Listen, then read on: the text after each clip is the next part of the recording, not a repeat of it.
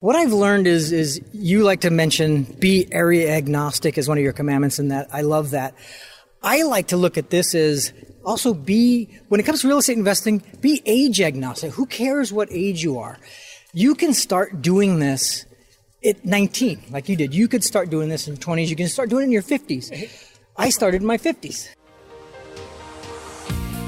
Welcome to the Creating Wealth Show with Jason Hartman. You're about to learn a new slant on investing, some exciting techniques, and fresh new approaches to the world's most historically proven asset class that will enable you to create more wealth and freedom than you ever thought possible. Jason is a genuine self-made multimillionaire who's actually been there and done it. He's a successful investor, lender, developer, and entrepreneur who's owned properties in 11 states, had hundreds of tenants, and been involved in thousands of real estate transactions. This program will help you follow in Jason's footsteps on the road to your financial independence day. You really can do it. And now, here's your host, Jason Hartman, with the complete solution for real estate investors. Hey, this is episode 1096. And someone is here to do the intro. Welcome, everybody, to the Creating Wealth Podcast. I'm Jason Hartman to remind you that real estate investing is the number one asset class in history. Let's dive into the show.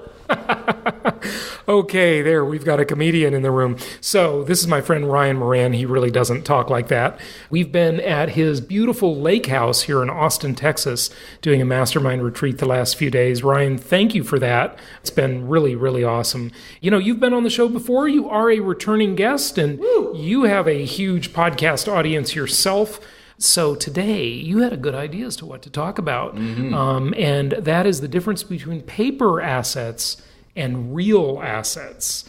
And I love this topic. Well, you and I recorded a great podcast with our mutual friend Mike Dillard, and we were talking about basically making economic predictions about what's going to happen over the next couple of years. And we all know it's going to be interesting. Right? It's not going to be uninteresting. We know that. And we live in interesting times. I don't know. Is there something going on in the news or something, Jason?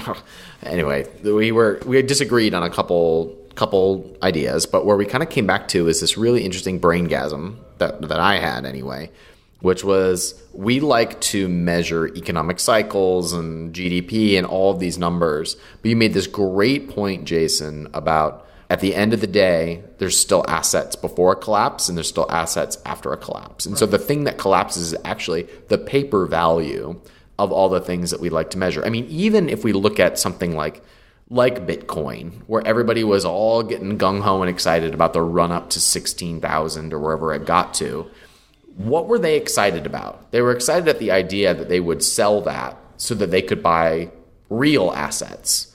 And so real assets are the fundamental, the underlying driver of everything that we're seeking. And so we like to have this conversation about what the paper value of things is going to be, but it doesn't mean anything. That's not real wealth. I love that you said that, because virtually all of the news media is about the paper value, I'll call it the nominal value, in name only. That's what nominal means, right? They talk about nominal dollars versus real dollars, right? Inflation adjusted or not inflation adjusted.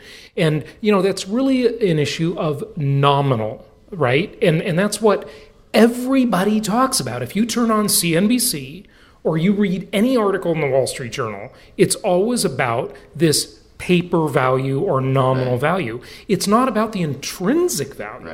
Right? And things have intrinsic value. So the thing that spurred that thought, and I love that we're expanding on this now, is when we were recording today with Mike, the three of us were doing a little economic roundtable. You'll hear that on an upcoming episode.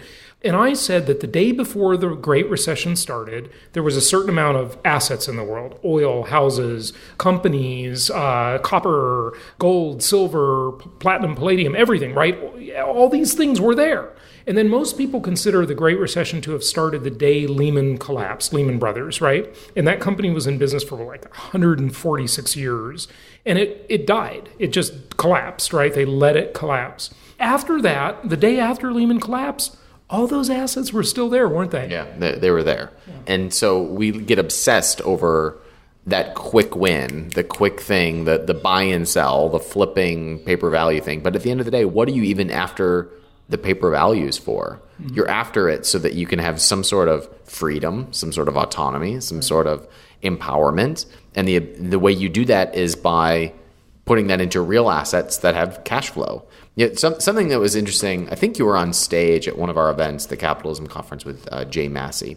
CapCon. That's right. And Jay said, an investment is only as good as the business behind it, because all investments are a business. A single family house is a business. Absolutely. You've got one customer and you've got one product, and there's profit. Yeah. And so everything comes back to business because everything comes down to an exchange of value. Right. And if we're just trading value to other people, we're speculating, we're not creating value, we're not even investing in value. We're hoping that there's another sucker that comes later down the road. Right. They call that the greater fool theory, and I remember hearing that back in the 80s, probably before you were born. Probably so, Jason. I haven't done the math on that, but I'll check it out. Anyway, I was born, just barely. So in the 80s, there used to be this thing, the greater fool theory. They would talk about it. All the real estate gurus back then would talk about it. And the greater fool theory says, no matter how much I pay for this house, some greater fool will come along and pay more. And that's a speculative disaster, isn't it? You are speculating on something outside of your control changing in your favor. And it's just not a good bet. Anytime you bet on something outside of yourself, it's usually not a good bet. Oh, that's good. That's a good way to put it. So one other thing, though, there's one more thing to this, the paper asset thing. Everything you said is exactly right. But the title of those paper assets also changes hands, right? For example, if you have a stock and it's valued at, $100 and the Great Recession happens and it goes to 50, right? You might get a margin call forcing you to change the title of that stock, meaning it'll be owned by somebody else. The asset is still there, but the title, the ownership could change, right? I'm not following what you're saying. Well, I'm just saying the reason people have a wealth effect when things are good is because they gain title to more assets, or those assets increase in value, one or the other. And during a bad time, a depression or a recession, they lose title to assets, or the value of the asset loses. And so when the value of the asset declines, whether it be a house or an apartment complex or a stock, if it's leveraged, they get essentially a margin call. Yeah. I missed the leverage part of that explanation. But even if the dollar amount, the value goes down, has anything actually changed about the asset itself? No, it's all there. And that's the interesting conversation. Yeah. And so what we're really debating, or what we're really trying to discover when we're market timing, for example, is trying to identify what is the true valuation of the underlying asset. And if you're happy with that, if you're happy with the underlying value, then that's when you should buy. Even I like to speculate what the market is going to do. Is it going to go up? Is it going to go down? I think if we have a pullback, the floor is like 15,000. But all that to me is an indication of when am I going to buy? When am I going to continue to buy? When is that going to be the cheapest price for which I can buy the assets that I'm already buying right now when they're undervalued? Yeah, very good way to look at it. So what do you think is coming? I mean, it's, predictions are usually worth the paper they're written on. Yeah. Okay. But, if you had to guess and speculate, I mean, certainly things are changing. Look at the Trump trade, as they call it, is largely gone from the stock market. Okay. Now, a lot of people made money trading in between when things were very high, but now they're kind of back to where they were, right? We had the Trump trade when the election happened, so stocks went way up. And then they went way up again with the GOP tax plan. Okay. Those two things were huge, upward spirals for the stock market, but they've pretty much evaporated. Now, maybe they'll come back. Who knows? Bitcoin is way down. Gold sort of doesn't do much at all, but it's a measuring stick, right? At least it has been. What do you think is going to happen next? I think what is going to happen next is we are either going to be flat or we're going to be down. And I think we'll probably hit another point of resistance at about 20,000 on the Dow. And if we break through that, I think we will have a very quick but very severe market correction. Or maybe we could call that an economic recession. And I think it will be severe because we are so overvalued, but that it will be quick because all the economic fundamentals are fairly healthy right now. So I think the biggest problem has been the overvaluation of these assets. So I think you'll have a major correction in their paper value. So I'm telling my friends and family members to sell stocks. I'm not an investment advisor. This is just for entertainment purposes only. There's the disclaimer. I have no idea what I'm doing. I'm in sell mode on a lot of my stocks and some other assets. I've sold some real estate. I've sold a couple businesses. And I think there's going to be a major correction in paper values. But I don't think that we're going to have a big economic recession because the economic fundamentals are there. There's just been a total overinflation of the surface level valuations of things. Yeah, no question, especially in cyclical real estate markets that have been overvalued for several years. And I said that years ago that, LA and every other cyclical market around the country, the expensive northeastern markets, the South Florida market, virtually all of the West Coast, totally overvalued. And around the world, same thing is true. And I would say that about FANG stocks on the market. I mean, so if we look at something like Apple at its high was at about 230, and today was right around 170 or so. So it's come down about 25, maybe a little bit more percent. And some people are like, this is shockingly low. It's like, no, we're getting closer to reasonable. Yeah. I think Apple's a great buy at about 150, and I think we'll probably be able to get that scooped up at about 120. Around that range, I think, is where we have a little bit of a bottom. But it's a good business to buy. Mm-hmm. It was never a good business to buy at $220 a share. It was a complete overvaluation of an asset.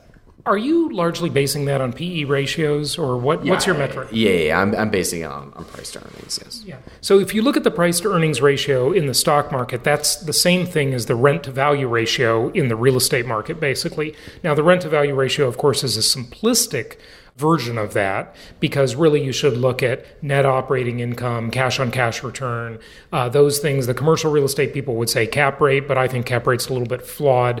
We don't need to go down that rabbit hole. We've done it before. But, one of the interesting things you asked today on our little roundtable discussion with Mike is you asked about debt. And we didn't really... You asked, but then the question went up. Mike answered that question like a politician. He's like, you asked, yeah. Yeah, he did. He totally dodged that one and talked about Bitcoin or something. I don't know. And here's how politicians answer questions. It's like someone asks them a question, then they answer their own question. Yeah. Right. Yeah. And he did that. Nothing against Mike, but that's just where the conversation went. The interesting thing about debt is debt does cause collapses in markets. And when consumer debt gets too high, auto loan debt gets too high, real estate debt gets too high, compared to values, of course, college student loan debt gets too high. And this time around, I don't think that the real estate debt is much of a problem, because the banks they've really overcorrected, and they're still too damn conservative. They really should be a little more liberal with their financing, in my opinion. However, you look at the student loan debt situation, and you've got $1.3 trillion with a T dollars in student loan debt, all government insured, mostly government insured through Sallie Mae. Thoughts? Well, this is actually why I think if we have a recession, it's a much softer recession than what we had in 2008, because I think that we've been a little bit conservative in lending, except at the Federal Reserve, where we've had 0% interest rates and now 2 or 2.25% or whatever it is right now. So that has been liberal. But the way that it has been invested into real assets like real estate has been more conservative than the 2008 crash.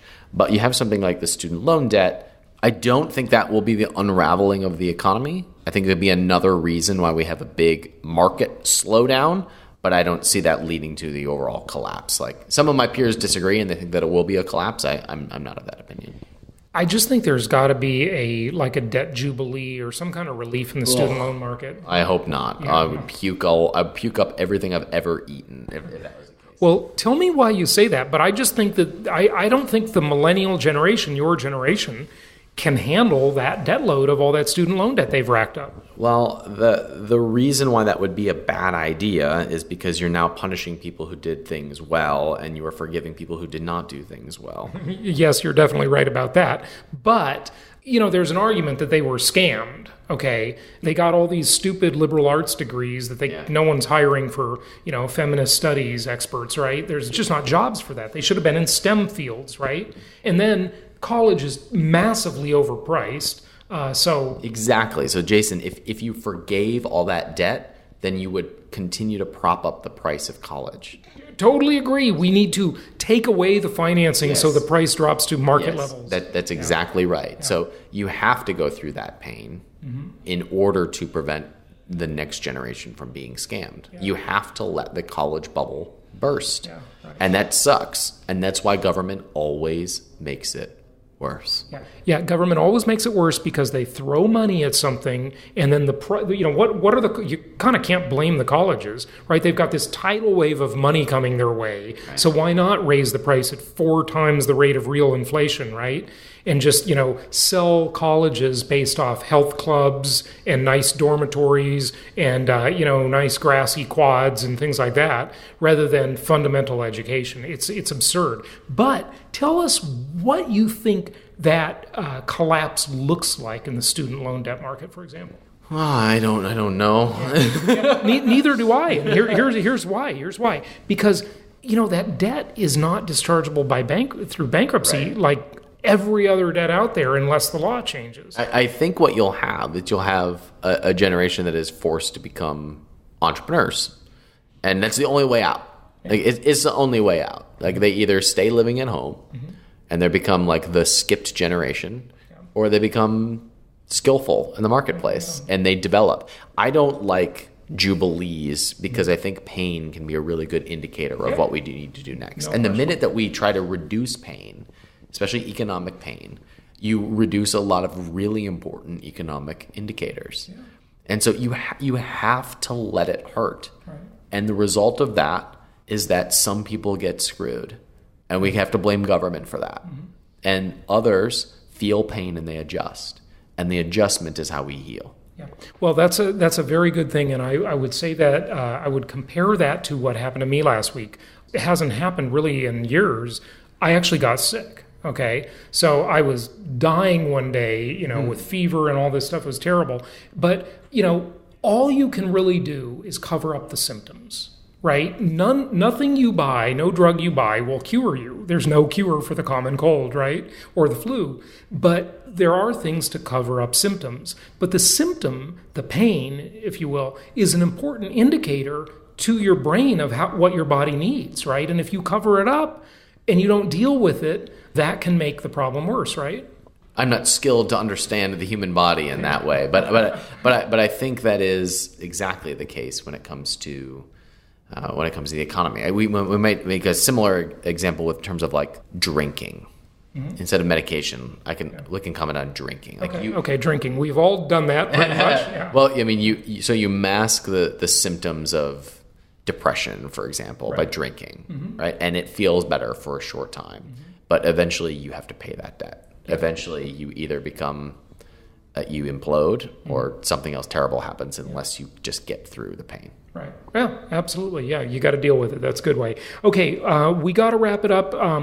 Give out your website, if you would, but also some other thoughts, any closing thoughts on this topic? Yeah, my website is ilovesocialism.com. No. I know it's not that. My website's capitalism.com. I have a podcast network, and my podcast show is called The 1%. It's about personal development, investing, and starting businesses for cash flow. My final thoughts on the topic are, it's always a good idea to buy good companies at good prices, or good houses at good prices, or good investments at good prices. And I think we're in for a window in which we'll have a lot of good prices. But the overall strategy doesn't change.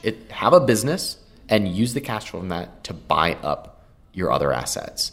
Building businesses and investing the profits. That's the path to creating wealth. I want to ask you a little bit about building businesses for just a moment before we go.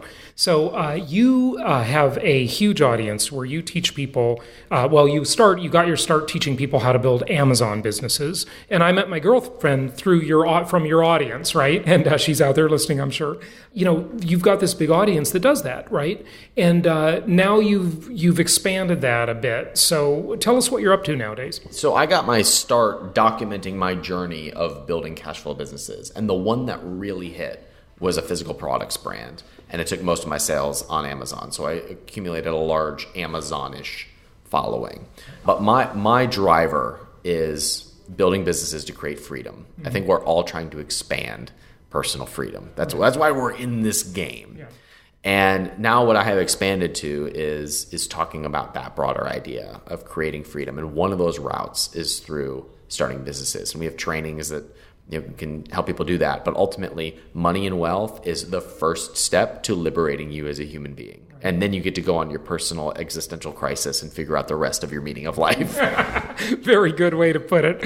Awesome. Ryan Moran, thank you so much for joining us today. It's great having you on the show again, and we'll have you back again soon. Investors, thanks for joining us. We've got Meet the Masters coming up. You can go to jasonhartman.com/masters for more information on that. You've got early bird specials. This is the first time you've heard that announcement, and that is coming up in Southern California here in just a few months. So get your tickets early for jasonhartman.com/masters, and we will look forward to seeing you there. Thanks for joining us, and happy investing. And here's Adam with our monthly mortgage update. So welcome to the December Mortgage Minutes. We're here with a lender from Jason Hartman's network. How are you today? Good. How are you guys? We're doing pretty well here. Now, the Federal Reserve has come out, and currently their rate is sitting at 2.25%. They have said previously that they are expecting to raise rates to 2.5% in December. But recently we've seen an inverted yield curve. Do you think that impacts what they're going to do in December? I think for the next hike in December, it's somewhat priced into the market. I think if they decide not to make another rate hike because of the yield curve, I think that maybe you'll see some improvement in mortgage rates. I do know that their attitude towards rates moving forward, their opinion towards rates moving forward, will be data-based as opposed to, quantitative measures, which is what we've seen over the last few years. So I think that moving forward, we may see the December hike. If we don't, we might see mortgage rates improve. And then going into 2019, I think it's going to be more of an economic data analysis situation on whether they move rates up or down from that point forward. Now, what kind of movement are you talking about when you say we might see rates improve?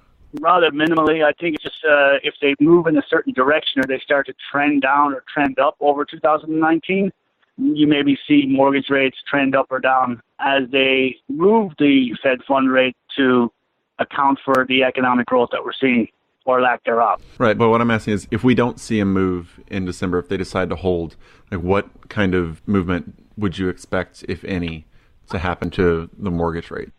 We might see just a slight improvement to where we are today, possibly an eighth of a point. Okay. But you could see other economic factors mitigate that, very easily. So if the stock market were to plunge into 2019 or towards the end of the year or continue to decrease, then I see the Fed not acting as a good indicator for mortgage rates.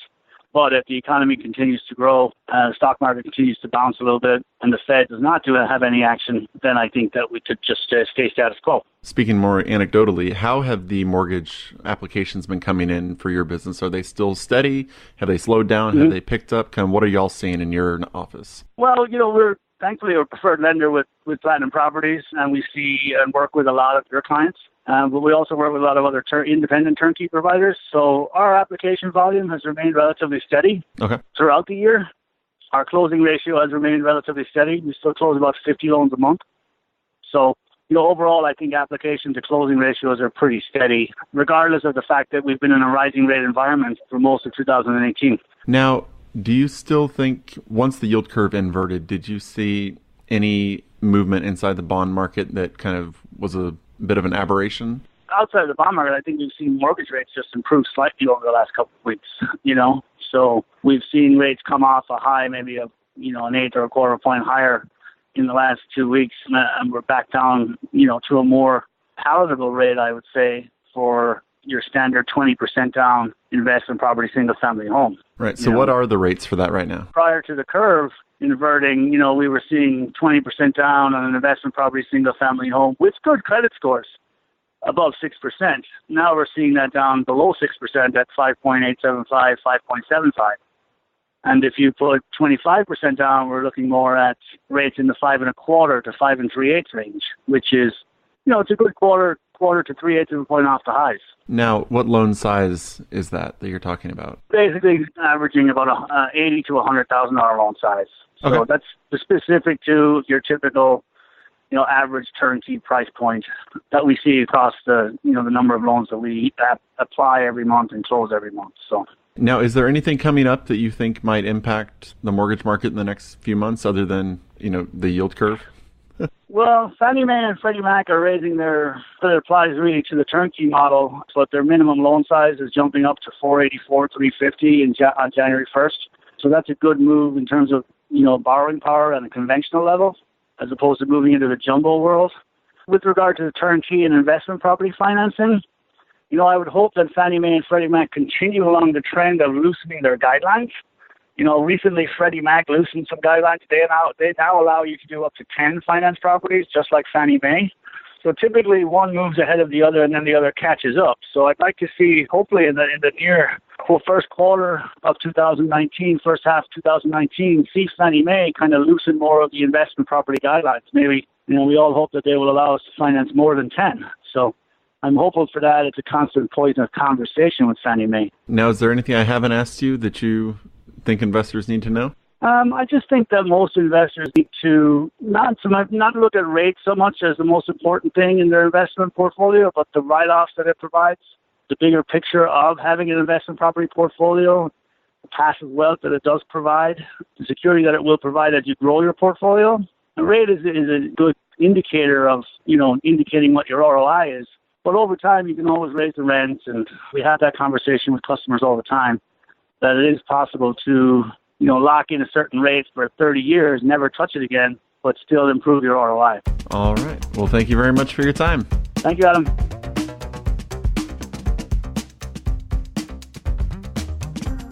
Welcome to today's Property Profile on the Creating Wealth Show. This is producer Adam. Today we're going to take a look at a property that's currently available through Jason's network, located in Davenport, Iowa.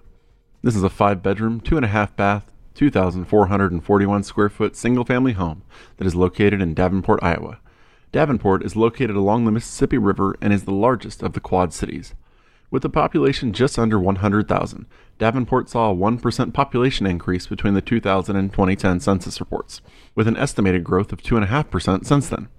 The median age is 34, with 95 men to every 100 women.